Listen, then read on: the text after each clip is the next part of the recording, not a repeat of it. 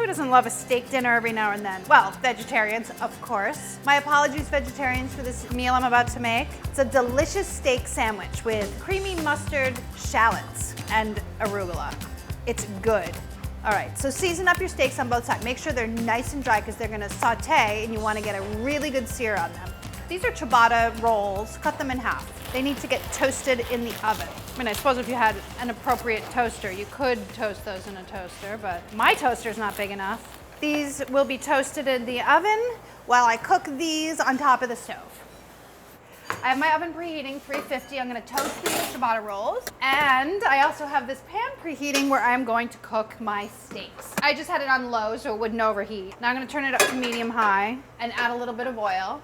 And you really don't need that much. Swirl it around. Put those steaks in the pan and let them get a really good sear. That was really hot. Maybe too hot. Nah, it's fine. Leave those alone for about 4 minutes. While you're leaving them to do their thing, cut up some shallots.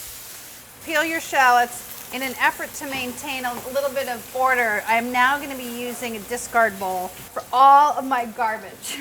I don't like a mess on my board. I don't like it. You know that. And then you're going to slice them really nice and thin. I'm instituting a new policy.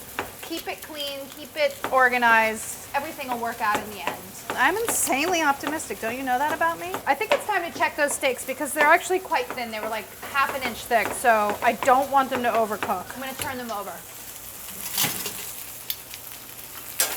See how brown they are? All right. About 4 more minutes. I do not like to waste time, which is why I'm constantly going back and forth between the stove and the board. That's the way to accomplish the most cooking in the shortest amount of time. I like to utilize my time to the maximum. That's it. That's a lot of shallots, but they'll cook down. Let's see what's going on here. These guys are done. Remember, the same rules apply for steak as chicken, but with steak you can take them off when they're like medium rare. If you want it well done, cook it till it's firm like that. If you want it rare, cook it till it's soft like that. Add the shallots straight into the pan. The moisture will help get up any of those round bits and cook them until they soften. It could take about 8 minutes, might take less. Now that I've gotten my shallots in my pan, I'm not so panicked that it'll burn, so I can take a second and tent my steak. That's gonna be rare. See those red juices on the top? Rare. What about the rolls? Shall I check those again? Jesse's very worried about them, so I'm just taking them out. Worry wart. The last thing that's gonna happen to these shallots before they're served is I'm gonna cook them with a little cream and mustard. So I'm gonna measure that up. I need 1/3 cup of heavy cream. Just need a little extra liquid. 2 tablespoons of water go in there too. Now add your cream. See how nice and caramelized these shallots are? They went into that really hot pan, so they got a little bit of caramelization just like that.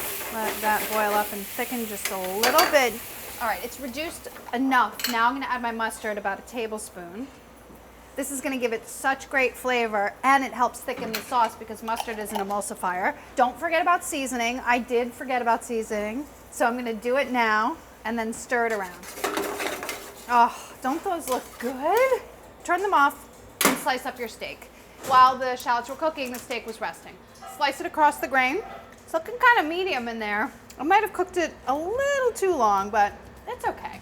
We'll live. And then I'm just gonna put this right back into the pan. Makes it easier to transport, plus you can get a little bit of the sauce on the steak. Take your steak and your bread and go assemble. Now for the good part, take a plate, some bread, some of those delicious shallots. But I like to put the creamy shallots on the bottom so it soaks into the bread. So they get nice and saucy. A little bit of steak, about 1/4 of the steak, and then a little bit of arugula. The arugula adds a really nice contrast to the richness of the creamy sauce on those shallots, right? Cut it in half to make it easier to eat and enjoy. I think you're really gonna like this one.